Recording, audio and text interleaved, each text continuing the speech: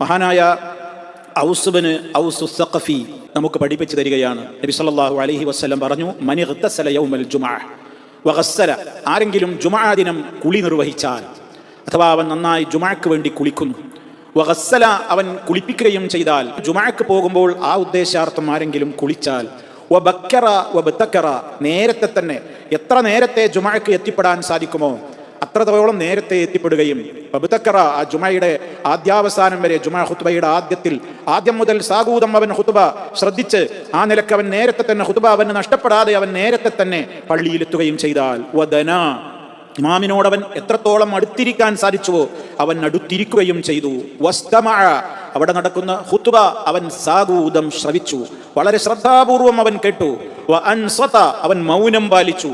അതേപോലെ തന്നെ അവൻ പള്ളിയിലേക്ക് പോയത് വമശാവലം യർക്കബ്, ചില റിപ്പോർട്ടുകളിൽ കാണാം അവൻ നടന്നാണ് പോയത്, വാഹനത്തിൽ പോയില്ല. അവൻ ആ നടത്തം, അങ്ങനെ ഒരാൾ നടന്ന് ജുമുഅക്ക് പോയാൽ, കാന ലഹു, ആ വ്യക്തിക്കുണ്ട്, ബികുല്ലി ഖുതുവത്തിൻ യഖ്തുഹാ, അവൻ വെക്കുന്ന ഓരോ ചുവടുവെപ്പുകൾക്കുമുണ്ട്, അജുറു സനത്തിൻ, ഒരു വർഷത്തെ കൂലി. ഒരു വർഷത്തെ കൂലി, സഹോദരങ്ങളെ, ചിന്തിക്കാൻ പോലും കഴിയുന്നുണ്ടോ? ഒരു ചുവടുവെപ്പിന് ഒരു സ്റ്റെപ്പ് വെച്ചാൽ അതിന് ഒരു കൊല്ലം സിയാമുഹാ വ ഖിയാമുഹാ, ഒരു കൊല്ലം നോമ്പെടുത്ത കൂലി, ഒരു കൊല്ലം നിസ്കാരം നിർവഹിച്ച കൂലി. എന്തിന്? വെള്ളിയാഴ്ച പള്ളിയിലേക്ക് ജുമുഅ നിർവഹിക്കുവാൻ വേണ്ടി നടന്നു പോയാൽ.